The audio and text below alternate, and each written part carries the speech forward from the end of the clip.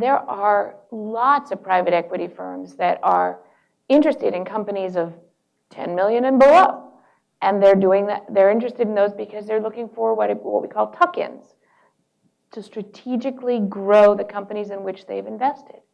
That isn't as easy to find, but they are here, and they're wandering around Westport for lunch, as I'm telling you, every day.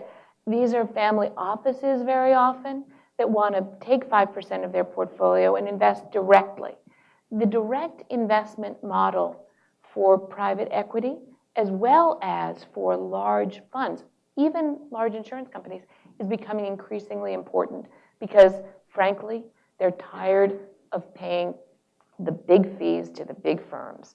So this is a vertical development that has not historically been the case, but it is very much the case today that there are many smaller firms doing much smaller transactions, taking both control and minority positions.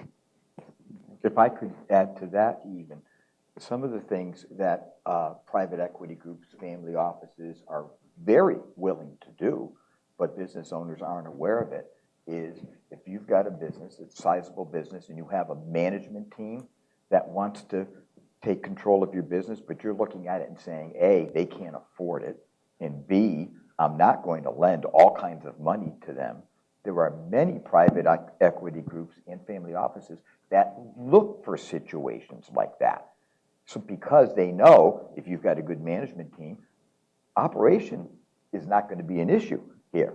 And so they're quite willing to fund that transaction, provide management with a minority interest, but a good interest, give them incentives, and you're able to get your money off the table. The same thing happens in transfers between generations.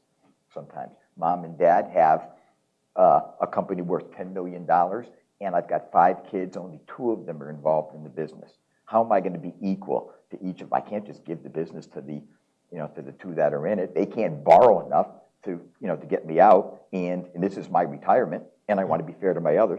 Private equity will come in and be happy to say, we'll take a majority interest, take those 2 kids, they have a minority interest, they can grow the company with us, dad and mom get to take chips off the table.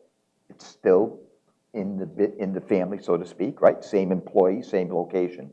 That works very well. And to Chuck's point earlier where he said, the real strength that so many business owners have, the octopus, is in operations.